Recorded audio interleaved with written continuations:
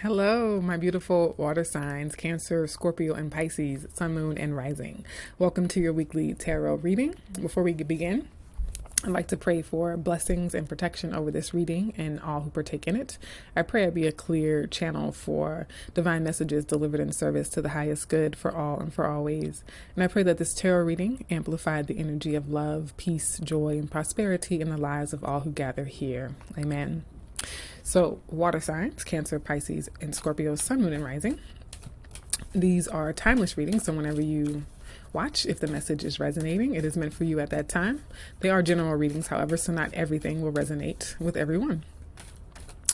I am being called to use one deck today, so I've chosen one of the OGs, the Rider-Waite-Smith deck. I will pull 2 cards for overall water sign energy, and then I will pull 3 additional cards to get specific nuance and detail about how that energy might play out for each of your signs, Cancer, Scorpio, and Pisces, Sun, Moon, and Rising. All right, one more here.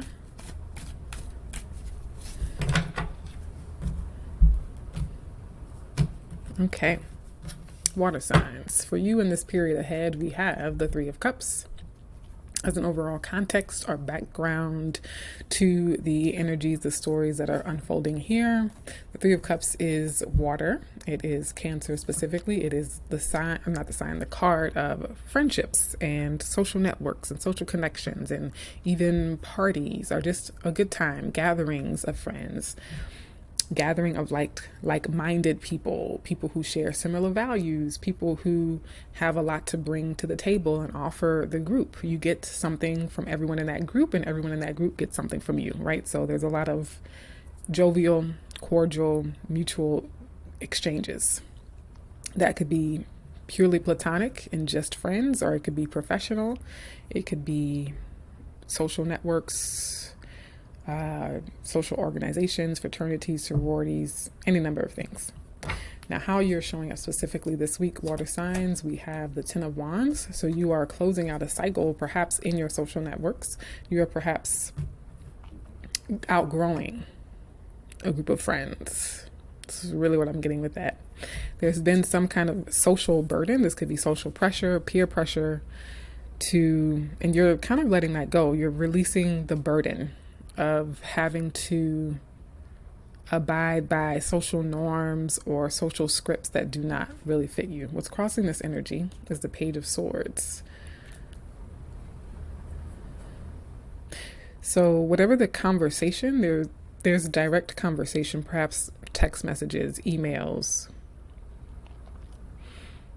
chit-chat, chatter, gossip, word on the street.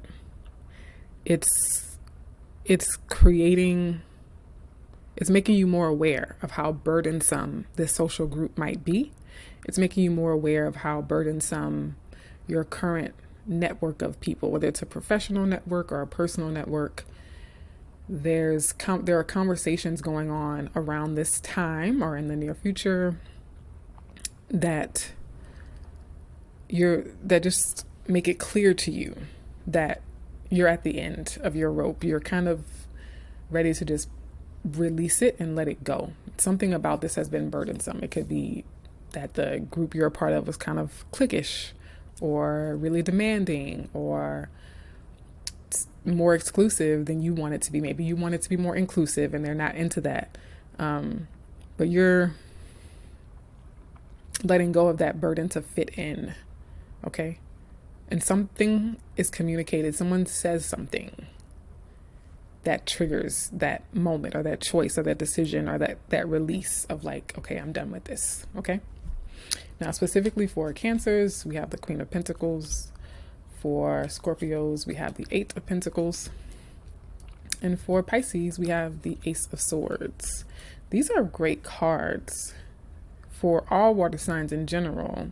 This could definitely be a professional network. This could be a professional group of friends, colleagues, coworkers, where you're outgrowing your current professional network. What I'm also getting for some of you is that what you do for work might conflict with your personal network. So you might be switching out a personal network to expand and increase relationships with people and groups of people that are more beneficial to your career. I hope you follow me on that.